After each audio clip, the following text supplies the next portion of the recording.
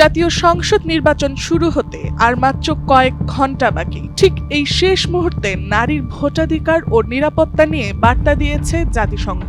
জাতিসংঘের বাংলাদেশ কার্যালয় থেকে দেওয়া এক বিবৃতিতে বলা হয়, নির্বাচনে নিরাপদ, অন্তর্ভুক্তিমূলক ও অর্থবহ অংশগ্রহণ সবার মৌলিক অধিকার, বিশেষত নারী, সংখ্যালঘু এবং ঝুঁকিতে থাকা জনগোষ্ঠীর জন্য।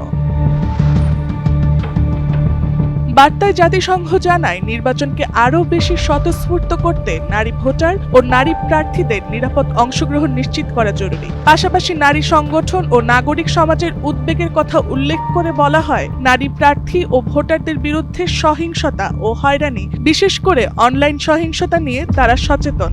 এর মধ্যে সাইবার বুলিং, ডিপফেক, পরিকল্পিত হয়রানি এবং ছবি বিকৃত করে অপব্যবহার সহ কৃত্রিম বুদ্ধিমত্তা দিয়ে পরিবর্তিত বা যৌন ইঙ্গিতপূর্ণ কন্টেন্টের বিষয়ও রয়েছে।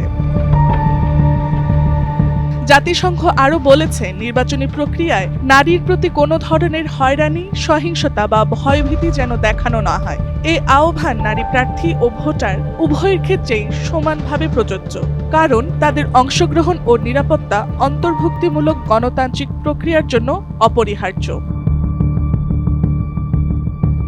বিবৃতিতে বলা হয়, কর্তৃপক্ষ নিরাপত্তা, আইনের শাসন এবং প্রতিটি ব্যক্তির অধিকার ও সুরক্ষা নিশ্চিত করতে পদক্ষেপ অব্যাহত রাখবে বলে জাতিসংঘ বিশ্বাস করে। একই সঙ্গে সবার নিরাপত্তা ও অধিকার নিশ্চিত করতে সরকারকে সহায়তায় জাতিসংঘ প্রতিশ্রুতিবদ্ধ বলেও জানানো হয়।